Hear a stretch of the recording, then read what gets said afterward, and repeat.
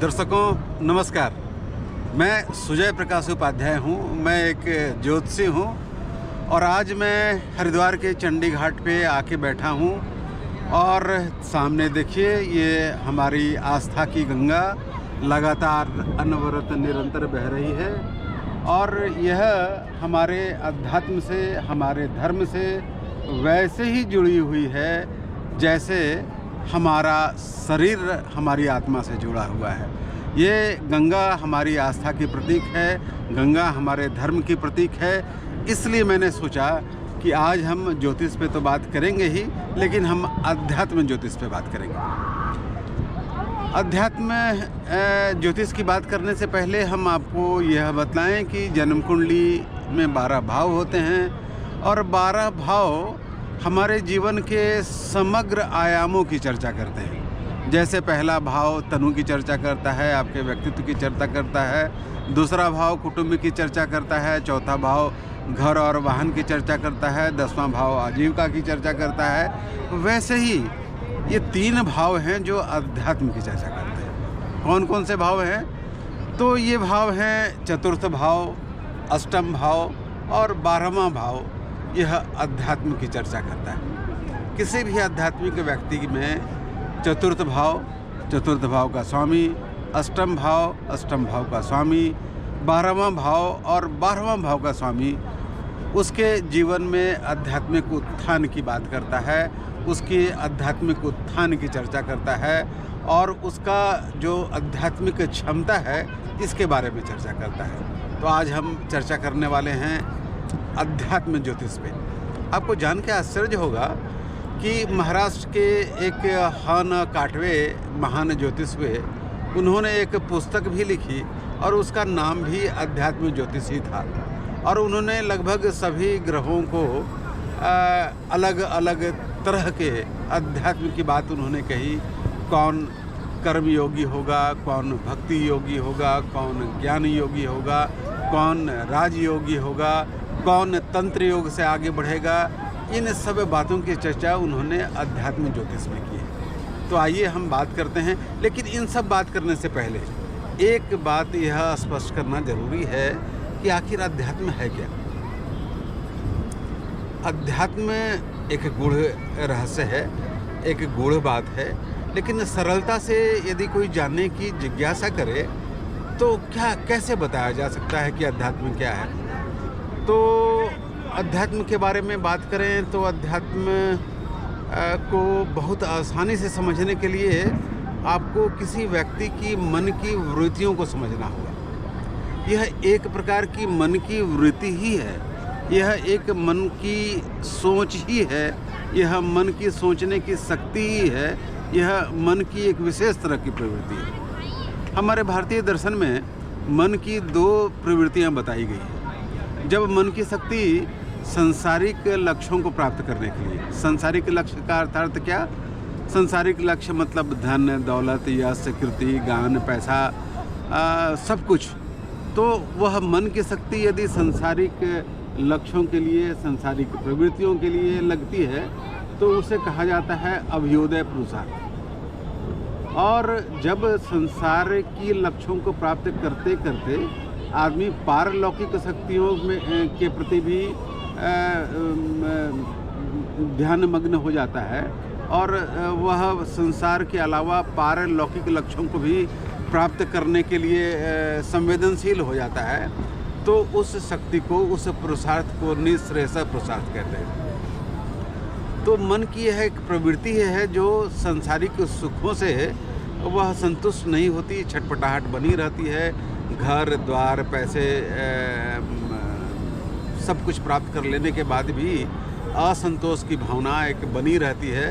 तो आदमी चाहता है कि ऐसा कौन सा आनंद हो जो कभी समाप्त न हो। और इस प्रश्न के आते ही उसकी यात्रा अध्यात्म की ओर शुरू हो जाती है। इसे हम आध्यात्मिक होना कहते हैं। सच पूछिए तो अध्यात्म का अर्थ यह बिल्कुल ही नहीं हुआ कि व्यक्ति घर को छोड़ दे, संसार को छोड़ दे, जंगल में चला जाए, सांसारिक कर्तव्यों का निर्वहन न करे, वह जंगल में जाके किसी अन्य चीज़ों में व्यस्त हो जाए। नहीं, हाँ यह जरूर है कि अध्यात्म का अभिप्राय दोधारी तलवार पे चलना है। आप पूछेंगे कैसे?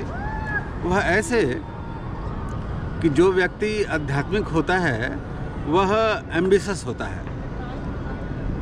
वह एम्बिशस नहीं होता है, लेकिन काम वैसे ही करता है जैसे कोई एम्बिशस आदमी काम करता हो। वह महत्वाकांक्षी नहीं होता, लेकिन वह काम वैसे ही करता है जैसे कोई महत्वाकांक्षी व्यक्ति करता है। हो गई न दुधारी तलवार। ठीक इसी तरह से उसको अपने जीवन से उतना प्यार, उतना मोह नहीं होता, लेकिन जीता वह उसी तरह से है जैसे अन्य लोग जीवन के मोह में जीते हैं। उसी प्रकार वह सुख और समृद्धि, सुख और सुविधा के प्रति उसकी अभिप्सा नहीं होती, उसकी जिज्ञासा नहीं होती, लेकिन जीता वह उसी आनंद से है और वह सुखी होकर बल्कि अन्य लोगों से अधिक आनंदित होकर जीता है। तो यह दुधारी तलवार है। यह इसको हमारे यदि धर्मों में बात करें तो गीता ने इसको व्यवहारिक बनाने की कोशिश की। खैर ये तो एक अलग बात है, लेकिन आज हम बात करते हैं कि ज्योतिष में आखिर वो कौन कौन से योग हैं जो व्यक्ति के मन के दृष्टिकोण को बदल देते हैं, उसको संसार से पारलौकिक की ओर ले जाते हैं, उसे अभ्युदय से निःश्रेयस की ओर ले जाते हैं, उसे सांसारिक सुख उसे संतुष्ट नहीं कर पाते, वह और किसी परमानंद की खोज करता है। ऐसे मन की वृत्तियों को मोड़ने वाले कौन कौन से ग्रह हैं? तो पहले मैं बात करूं, एक योग है, उसको विष योग भी कहते हैं। शनि और चंद्रमा जब साथ साथ हो तो इसको पुनर्फा योग भी कहते हैं, विष योग भी कहते हैं। और एक बहुत ग्रंथकार इसे ऐसा योग भी कहते हैं जिसमें जन्म से ही लगातार साढ़े साथी बनी रहती है। चंद्रमा और शनि का योग।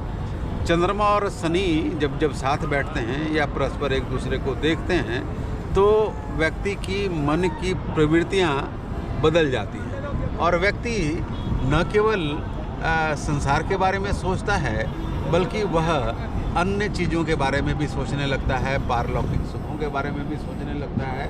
वह उन सुखों की बात भी करता है जिसका क्षय कभी न हो, वह उस आनंद की भी बात करता है जिसका क्षय कभी न हो।